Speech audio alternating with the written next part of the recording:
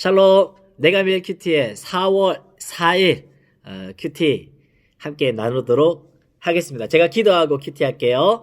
사랑해 주님 감사합니다. 내가 매일 큐티에 시작한 지가 정말 엊그제 같은데 2주가 지나서 내가 매일 큐티의 마지막 날 큐티를 나눔을 합니다.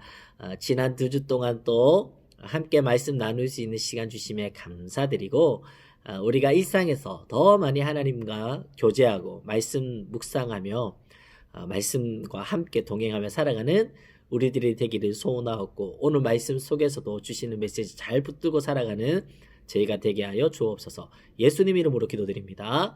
아멘. 오늘 말씀은 마가복음 14장 17절에서 20절까지 읽겠습니다. 마가복음 14장 17절에서 20절 말씀. 제가 한 절 여러분들 한 절 마지막 절 함께 읽을게요. 저물매 그 12를 데리고 가서 다 앉아 먹을 때에 예수께서 이르시되 내가 진실로 너희에게 이르노니 너희 중에 한 사람 곧 나와 함께 먹는 자가 나를 팔리라 하신대. 그들이 근심하며 하나씩 나는 아니지요 하고 말하기 시작하니 같이 읽겠습니다. 그들에게 이르시되 12 중에 하나 곧 나와 함께 그릇에 손을 넣는 자니라. 아멘. 오늘 제목은 저는 아니지요 라는 제목으로 큐티 말씀 함께 나누려고 합니다. 예수님이 십자가에 죽으시기 전날 밤의 기록이에요. 짧은 하루의 시간이지만 마가는 아주 긴박하게 내용들을 또 길게 다루진 않지만 사건들을 다뤄가면서 마치 그 독자인 우리들로 하여금 그 현장에 같이 있는 것처럼 그렇게 잘 표현해 주고 있습니다. 목요일 저녁에 예수님이 마지막 만찬 식사를 가지시고 식사 이후에 예수님이 이제 제자들과 함께 감난산과 겟세마네 동산에 가서 기도를 하십니다. 기도할 때 제자들은 어떻게 되죠? 밤이니까 쿨쿨 잠을 자지만 예수님은 십자가 앞에서 열심히 기도한 십자가 사건을 앞두고 그렇게 이제 겟세마네 기도를 하시는 중에 3시간 정도 기도한 것 같아요. 그 이후에 누가 옵니까? 가룟 유다가 군사 대제사장의 군사들과 함께 예수님을 잡으러 왔습니다. 예수님을 라삐여 평안하십니까? 라는 그 가증스러운 입맞춤으로 예수님께 인사를 드리고 예수님은 잡혀가게 됩니다. 잡혀갈 때에 제자들은 어떻게 됩니까? 다 뿔뿔이 흩어져 도망가 버리죠. 그때부터 그 긴 새벽 기간 동안 예수님은 신문을 받게 되죠. 이리저리 끌려다니면서 신문을 받게 되고 아침이 되었습니다. 목요일날 밤에 만찬을 하고 쭉 겟세마네 동산과 새벽에 신문을 받으시고 아침이 되어서 빌라도 법정에서 최종적으로 사형 선고를 받게 됩니다. 예수님은 아침 9시에 십자가에 못 박히시고 3시간이 지나 12시가 되었을 때에 해가 빛을 어두워졌다 했습니다. 그리고 3시간 뒤인 오후 3시에 십자가 위에서 운명하셨습니다. 이것이 예수님의 십자가 사건의 24시간의 그림입니다. 오늘 본문 말씀이 예수님 십자가에 운명하시기 그 전 한 24시간쯤 전 사건입니다. 지금부터 예수님은 십자가를 향해 24시간 동안 달려가시는 것이거든요. 마가복음 14장 12절에서 13절 말씀을 보니까 무교절의 첫날 그 6월절 양 잡는 날에 제자들이 예수께 여짜오되 우리가 어디로 가서 선생님께 6월절 음식을 잡수시게 준비하기를 원하시나이까 하매 예수께서 제자 중에 둘을 보내시며 이르시되 성내로 들어가라. 그리하면 물 한 동이를 가지고 가는 사람을 만나리니 그를 따라가서 6월절입니다. 6월절은 어떤 날이죠? 오래전 출애굽기에 보면 이스라엘 백성들이 400년 동안 애굽에서 종살이를 했습니다. 그러다가 모세라는 사람을 통하여서 출애굽을 하게 되는데 바로가 잘 안 돼주잖아요. 그래서 어떤 일이 벌어지죠? 10가지 재앙이 일어납니다. 애굽 편에서는 10가지 재앙이고 이스라엘 편에서는 10가지 기적 같은 사건이죠. 마지막 10번째 재앙이 무엇입니까?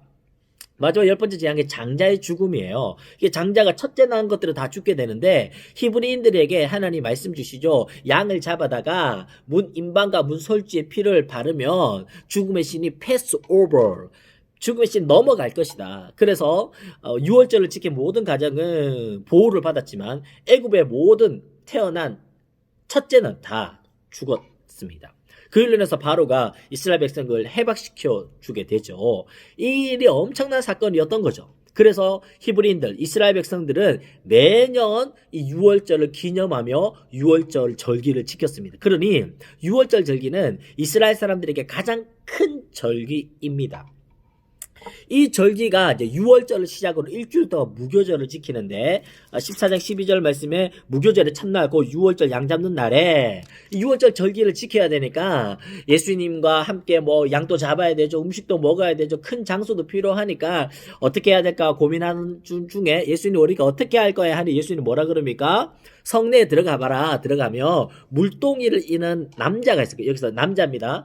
물동이를 이는 남자를 만날 거다. 그 사람 따라가면 돼. 라고 이야기했습니다. 그런데 보통 이 당시에 남자들은요. 가죽 부대로 된 물주머니, 가죽 부대로 된 물주머니를 들고 다녔고 여성들이 물동이를 끼거나 이는 이런 문화하고 풍습이었죠. 그런데 남자가 물동이를 갖고 있다라는 것 자체가 좀 당시 문화로서는 이해가 되지 않는 장면이죠. 만약에 우리가 예수님의 이런 명령을 들었다면 어떤 반응을 보이겠어요? 에이, 예수님 말이 됩니까? 물주머니 아닙니까? 물주머니. 물동이라뇨. 물주머니겠죠. 아니면은 물동이는 여자겠죠. 어떻게 이게 매칭이 됩니까? 예수님 똑바로 다시 얘기해 보십시오. 하지 않겠냐고요. 우리가 예수님의 이 말에 따지거나 반감이 생기지 않겠습니까? 반대로 물동이를 이고 있는 남자 입장에서 생각하면 누군지 모릅니다. 이날따라 물주머니가 없네. 이날따라 급하게 또 물을 찾네. 할 수 있는 건 물동이밖에 없는 거야. 남자인 내가 쪽팔리게 내가 지금 물동이를 들어야 되나? 그의 어떤 사정과 사연은 우리는 알 수 없습니다. 하지만 이 남자 역시 이 당시의 문화와 풍습에 따라서는 본인에게도 어색한 상황인 거예요. 자신의 속사정을 우리가 알 수 없으나 이 상황이 어떻게 된 겁니까? 예수님의 만찬을 준비하는 좋은 재료와 통로와 계기가 되었던 것입니다. 우리의 삶에서 내가 이해되지 않는 어떤 상황이 있을 수 있어요. 내가 굳이 이렇게 해야 되나? 왜 이렇게 꼬여가지고 나의 뭐 사정과 속사정은 불편할 수 있겠지만 어쩌면 그 불편한 속사정으로 인하여서 하나님의 놀라운 구원 계획의 도구로 쓰임받을 수도 있다라는 거예요. 내가 원치 않는 어떤 사건을 만났을 때에 우리의 마음이 좀 불편할 수도 있죠. 하지만 하나님 이 일이 어떻게 쓰일까요? 라는 그 기대감도 가져볼 수 있을 거라 저는 생각합니다. 코로나 상황이 어쩜 그런 상황이겠죠. 누가 이걸 계획했고 기획했고 기대했겠습니까? 지금 3월 23일날 계약하려다가 4월 6일로 미뤄졌다가 다시 4월 9일부터 고3부터 온라인 계약을 한다. 모든 상황과 정황들이 우리가 원치 않고 우리가 기대하지 않고 불편한 속사정이 있겠지만 이것 역시 실수하지 않는 하나님께서 어떤 당신의 구원 계획으로 이끄실지 우리가 좀 기대할 수 있으면 좋겠습니다. 하나님 이게 말이 됩니까? 라는 반응보다 하나님 또 다른 뜻이 있겠지라는 마음 우리에게 필요한 상황이 아닐까요? 그가 내어준 큰 다락방에 12명의 제자들과 함께 만찬 시간을 가지게 됩니다. 만찬을 즐기기 전에 예수님이 아주 심각하고 또 충격적인 발언을 하십니다. 14장 18절만 같이 읽어볼까요? 시작. 다 앉아 먹을 때 예수께서 이르시되 내가 진실로 너희에게 이르노니 너희 중 한 사람 곧 나와 함께 먹는 자가 나를 팔리라 하신대. 지금까지 간혹 예수님이 예루살렘에 가면 나 죽을 거야 라는 좀 당황스러운 말씀을 간혹 하셨습니다. 그거는 좀 몇 번 들었으니까 좀 이렇게 들었다는 이야기 또 하시네 할 수 있겠는데 오늘은 너무 충격적인 이야기를 하는 거예요. 무슨 충격적인 이야기입니까? 내가 십자가에 달려 죽을 건데 그 죽음을 누구로 인해서 너희 중에 3년 동안 동고동락했던 너희 중에 한 사람이 날 팔 거라라는 엄청난 충격적인 말씀을 하셨습니다. 예수님의 이 말씀을 하셨다면 우리의 반응은 어떨까요? 네, 알겠습니다. 순종하겠습니다. 내가 팔겠습니다. 할 사람 누가 있겠습니까? 아닙니다, 주님. 그럴 리 없습니다. 그럴 수 없습니다. 우리를 뭘로 보십니까? 지난 3년 동안 예수님과 동고동락했던 우리는 아닙니까? 우리를 뭘로 보시고 우리를 그렇게 판단하십니까? 해야 되는 거 아닌가요? 저는 그렇게 생각돼요. 내일 큐티 말씀에 나오겠지만 14장 29절 말씀에 베드로가 이렇게 이야기합니다. 베드로가 여짜오되 다 버릴지라도 나는 그러하지 않겠나이다. 다 버릴지라도 나는 안 그러겠습니다. 물론 결과적으로는 그렇지는 않았지만 결과는 달랐지만 어쩌면 이 베드로의 좀 확신에 찬 그 말이 예수니까 조금은 일말의 위로가 되지 않았을까요? 저는 좀 그랬을 것 같아요. 제가 예수님은 아니지만 우리 제자들 중에 그런다면 우리 집에 첫째 아이가 6살입니다. 6살이가 무슨 맥락 속에서 그 얘기했는지 모르겠는데 엄마 아빠 우리가 이제 어른이 되고 시집가고 장가가고 결혼하면 우리는 이 집을 떠나겠네? 이 집을 떠나서 살겠네? 그렇게 이야기했어요. 맞잖아요? 근데 5살 둘째가 막 우는 거예요. 울면서 안 해. 나는 안 나갈 거야. 나는 이 집에서 엄마랑 계속 같이 살 거야. 막 우는 거예요. 또 당황스럽잖아요. 절대 안 그럴 겁니다. 이 녀석 결혼하면 나갈 겁니다. 그런데요. 우리 아내가 우는 거예요. 아내가 울면서 위로를 받 그래 지호나 엄마랑 같이 살자 하면서 울더라고요. 그 상황을 이렇게 보는데 또 당황스럽기도 하면서도 위로가 되는구나 아내에게 이 말 한마디가. 베드로가 그러지 않겠지만 그러지 않는다는 것도 예수님 알고 계셨고 예언하셨지만 베드로의 이 고백 다 버릴지라도 나는 그러지 않겠습니다 말이 예수님께 조금 위로되지 않았을까요? 그러면 제자들은 어떤 이 말을 해야 됩니까? 제자들이 이렇게 표현합니다. 14장 19절 말씀을 같이 읽어볼까요? 시작. 그들이 근심하며 하나씩 나는 아니지요 하고 말하기 시작하니라. 모두가 여기에는 가룟 유다도 포함되어 있었겠지요. 가룟 유다도 나는 아니지요 라고 물었을 겁니다. 좀 비굴하게 생각되지 않습니까? 나는 아니지요. 12명 중에 어떤 놈이 예수님 팔지는 모르지만 나는 아니지요. 12명 중에 어떤 놈이 예수님을 배반할지 모르지만 나는 아니지요. 예수님이 십자가에 못 박혀 죽을지도 모르겠지만 그 책임이 나는 아니지요. 라고 나는 들리는 거예요. 정말 그들은 아닙니까? 가룟 유다가 예수님 팔았습니다. 그렇다면 나머지 11명에는 아무런 책임이 없습니까? 예수님이 겟세마네에서 기도하실 때 그리고 예수님 체포될 때 다 도망갔습니다. 그럼에도 불구하고 나는 아니지요 묻는 제자들에게 야 이놈아 너도 똑같아 라고 저는 이야기했을 것 같아요. 저는 예수님이 아니니까. 마가복음 14장 20절 말씀에 그들이 이르되 12 중에 하나 곧 나와 함께 그릇에 손 놓는 자니라. 예수님 힌트를 줍니다. 누가 그냐 하면 나랑 함께 빵그릇 떡그릇에 손 놓는 자가 그다.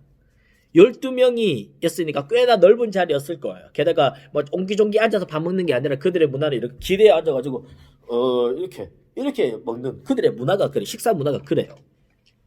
꽤나 넓었을 겁니다. 그러면 예수님과 함께 떡그릇에 손을 넣는 자라면 예수님과 마주보고 있거나 예수님 바로 옆에 있거나 아주 최측근에 있는 자다라는 거예요.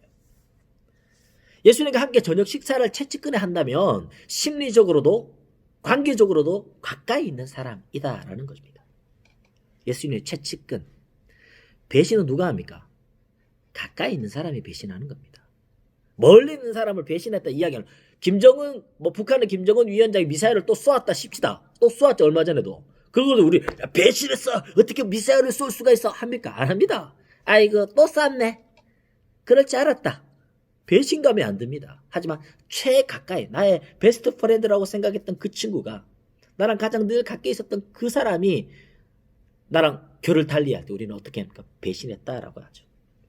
배신은 가까운 곳에 일어납니다. 같은 그릇에 손 놓는 사람이라 했을 때 11명은 별로 신경 안 썼을 거예요. 나는 아니지요 라고 해서 자기가 아니거든요.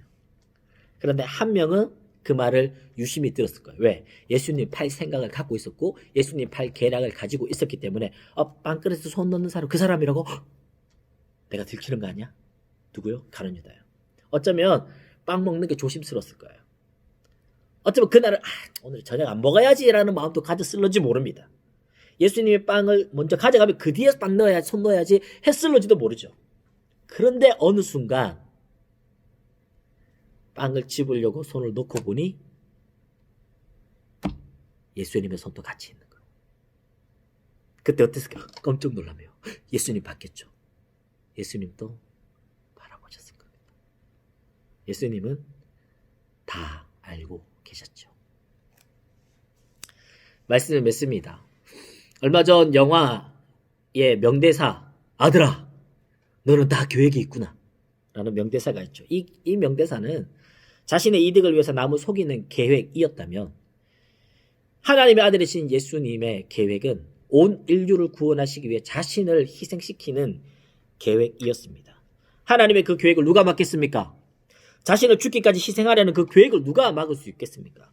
그 구원 계획에 디딤돌이 되었던 한 사람이 있습니다. 비록 그 사람 이름은 알 수 없고 그 사람의 속사정과 사연은 우리가 모르지만 남자로서 여자의 물동이를 들어야 했던 그 사람이 부지 중에 예수님의 만찬에 제공하는 인물이 되었습니다.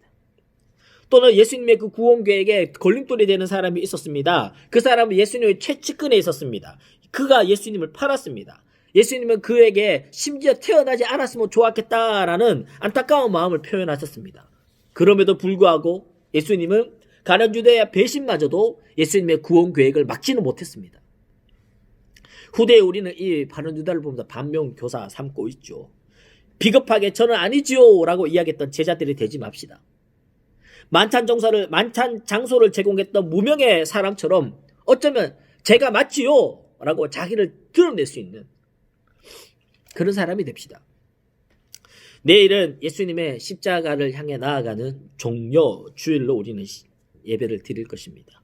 그리고 한 주간은 예수님의 고난과 십자가를 묵상하는 고난 주간을 지내고 내가매일 큐티에는 오늘이 마지막이지만 다음 주 월화수목금 토요일 6일 동안 청소년팀에서 함께 묵상이라는 제목으로 영상 컨텐츠가 업로드됩니다. 함께 예수님은 누구신지 그리고 그분의 섬김과 고난의 의미를 묵상하는 한 주간이 되기를 소망합니다. 다음 주 4월 9일 우리 고등학교 3학년들이 온라인 개학을 시작하죠. 불안해하지 말고 하나님이 우리를 구원하셨던 것처럼 한 걸음 한 걸음 우리의 발걸음을 인도하실 것들을 우리가 신뢰하면서 내게 주어진 이 삶의 현장을 최선을 다해 살아갑시다.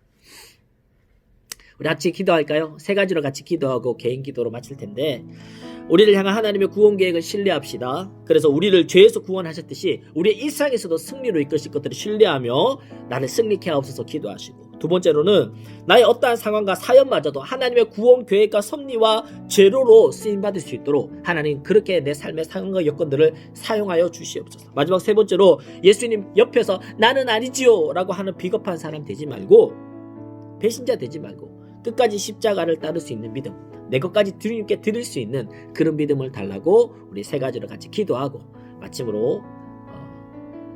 제가 마침으로 기도하고 개인 기도 하시다가 오늘 묵상 마치도록 하겠습니다. 제가 기도하겠습니다. 사랑해 주님 감사합니다. 내가 매일 큐티에 지난 2주 동안 함께 말씀 묵상할 수 있는 시간 주심에 감사합니다. 오늘 말씀에 보니 자신의 속사정은 어떠했는지 모르겠지만 남자로서 물동이를 이어야 하는 불편한 상황 속에서도 그 상황이 오히려 하나님의 예수님의 만찬을 준비하는 구원 계획에 좋은 도구로 쓰임받은 한 인물을 보게 됩니다. 또 한 인물은 저는 아니지요 라고 이야기는 했을는지 모르지만 그 마음속에는 예수님을 배신하는 안타까운 한 인물을 보게 됩니다. 하나님 우리의 모습은 어떻습니까?